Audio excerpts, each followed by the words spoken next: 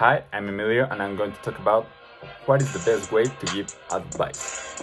Well, first of all, we need to focus on what is advice. Well, the first thing that probably comes to your mind is to give a solution to a problem that a coworker, a family member, or a close friend tell you that, hey, please help me with this problem. So that is the 50% of what is advice.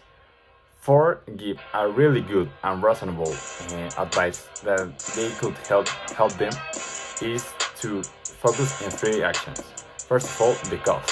Why this friend, this family member, this co-worker asked you to give them an advice. So we are going to put an example of a friend that he thinks that is getting obese, but in fact is in a really good shape. So a simple sight, you will think, okay, why he is making me that question? But you saw that he's in a good shape. So probably the first thing that you could say is, okay, stop eating and you will get skinny. But that's not the case because that is not a good advice because we don't focus in the consequence and in a solution. So now we have the cause and we can focus that probably it's not an exercise problem, it's a health problem or an alimentation problem. In this case, now we have the cause. Then the second part is going in taking into account the solution. So to have a solution, now we have the cause that is, okay, it's not an exercise problem, it's a health problem.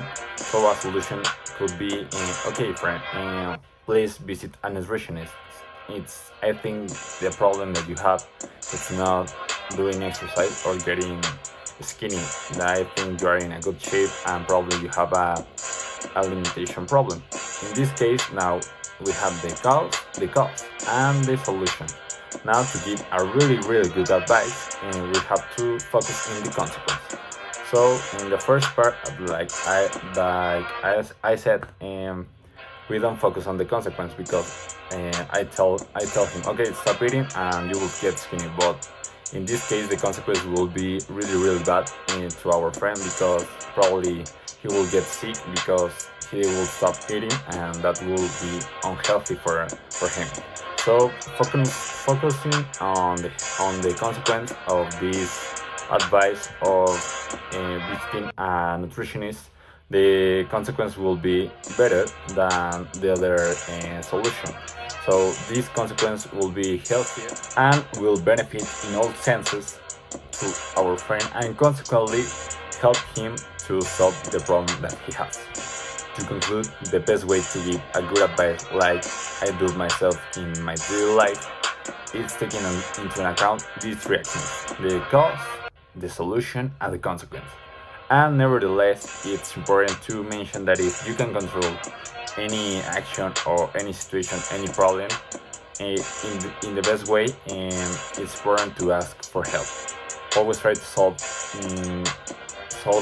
the problem in the best of your ability.